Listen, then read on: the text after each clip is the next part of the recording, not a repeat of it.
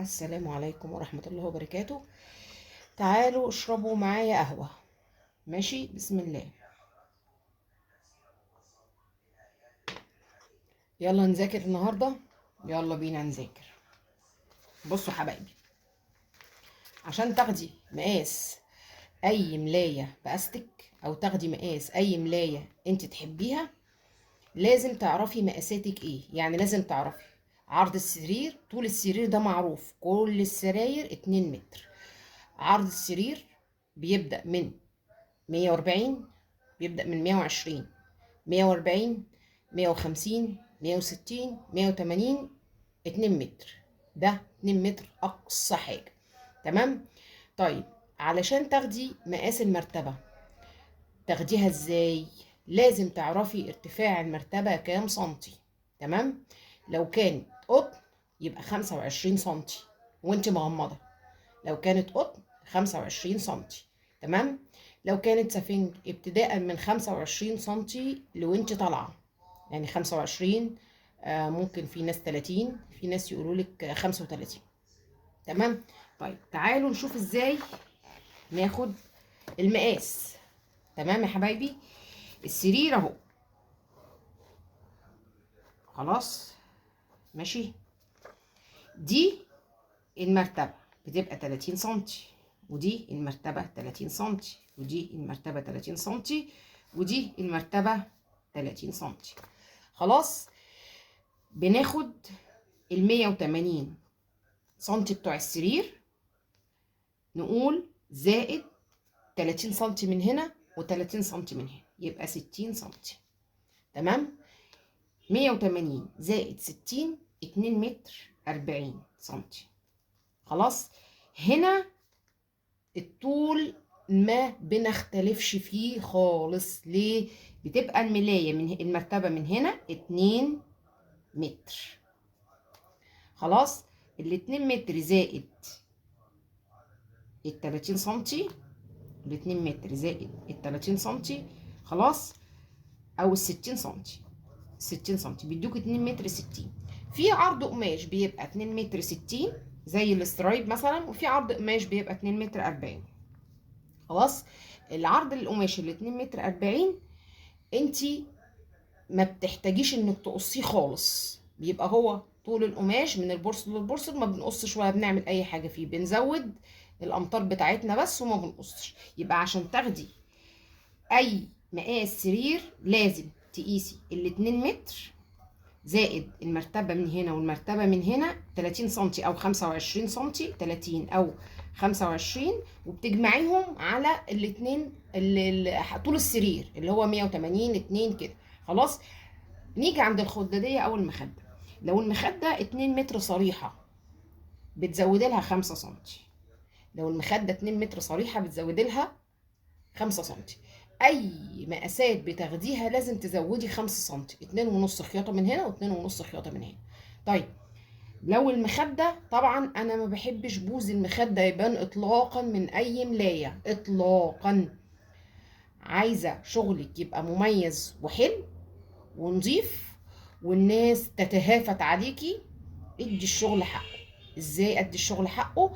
ان انا اخلي مقاساتي مبحبحه مش زي السوقي. معظم الناس دلوقتي بقت تهرب من السوقي او بتجيبه منظر. ازاي؟ لو الملايه عندك، لو السرير عندك 180 سنتي، يبقى انا بزود السرير او بزود الملايه 20 سنتي. يعني لو هي 180 بخلي كيس المخده 2 متر، بحيث ان هو يغطي الكيس المخده. كذلك الخداديه لازم بتديها خياطه شيمه من بره كده اهو، اللي هي اللي هوريكم ازاي دلوقتي. مثلا ده كيس مخده اهو، ده كيس خداديه اهو، زي ما انتم شايفين كده، ابيض اهو وفي وايت. ده التقفيل بتاعنا. خلاص، بندي الخياطه من بره، بندي الخداديه برواز من بره. البرواز ده بيبقى خارج مقاس الخداديه. يعني البرواز ده اهو 2 سنتي خارج مقاس الخداديه خالص. يعني مش تعملي الخداديه 65 سنتي بالبرواز ده، لا طبعا، ده هيصغر لك حق الخداديه. المنظر الجمالي ده بيبقى خارج مقاس الخداديه.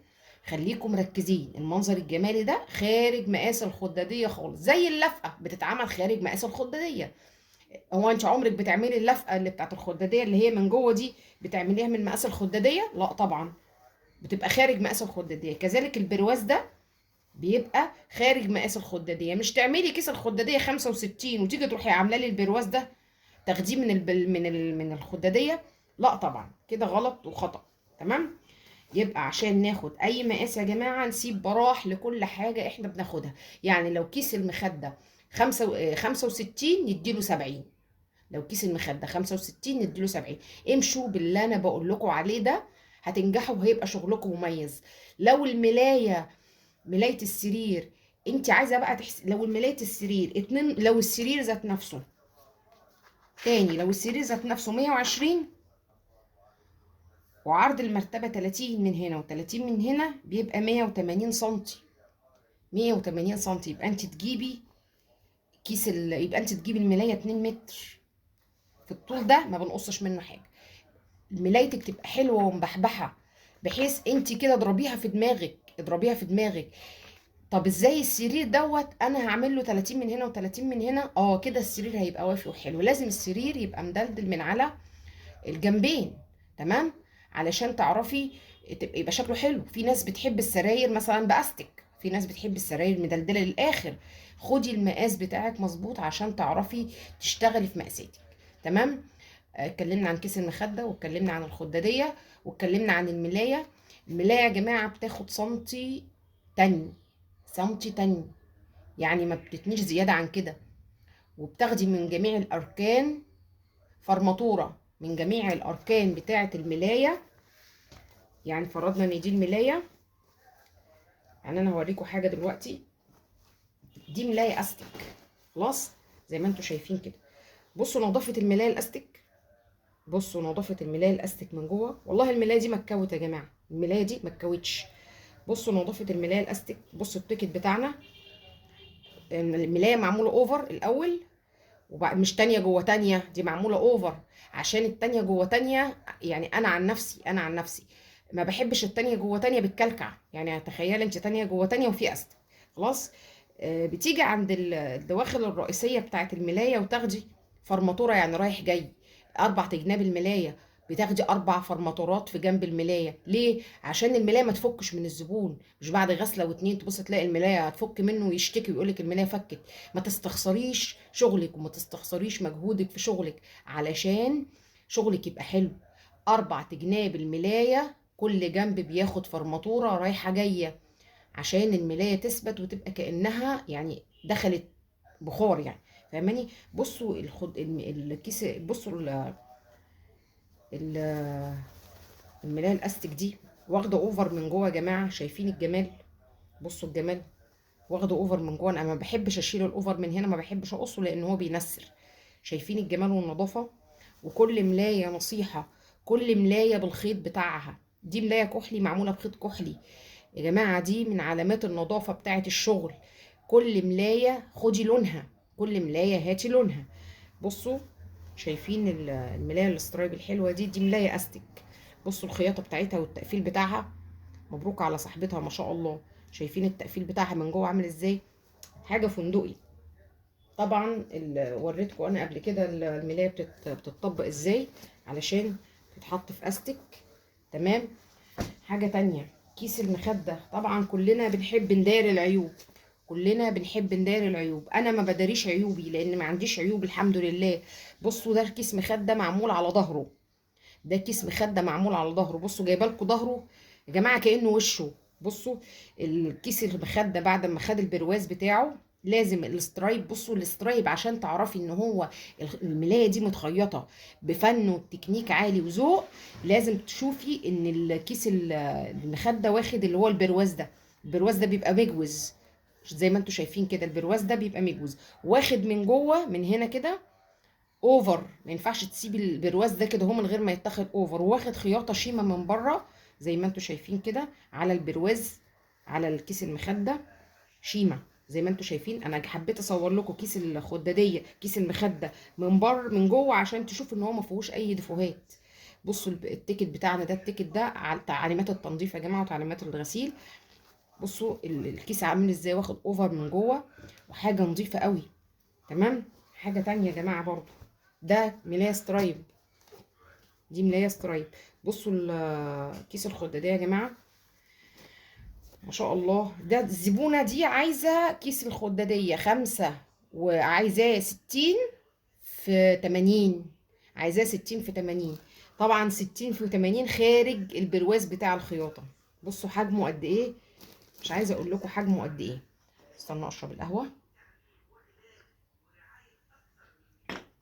تعالوا بقى اوريكم حاجه حلوه قوي قوي قوي قوي قوي قوي قوي قوي. تعالوا لي تعالوا لي تعالوا لي.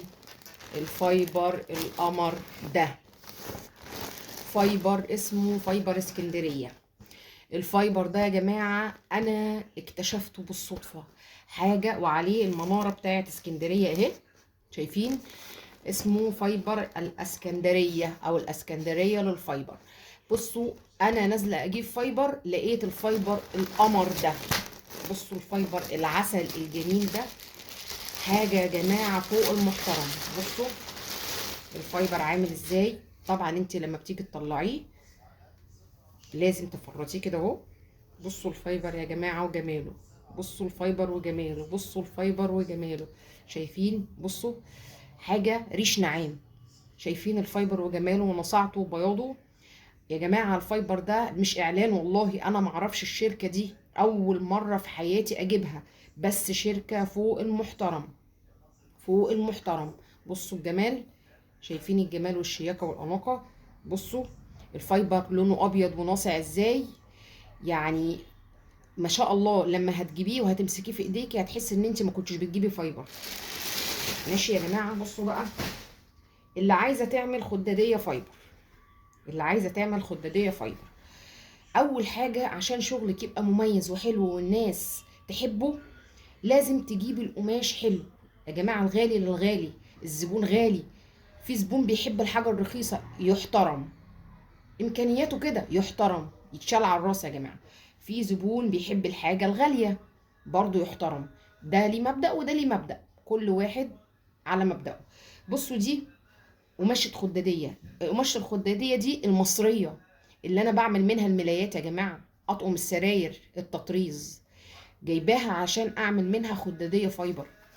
ما تقوليش ان الخدادية الفايبر هتتدارى جوه كيس المخدة فاروح جايبة قماش اي حاجة، لا.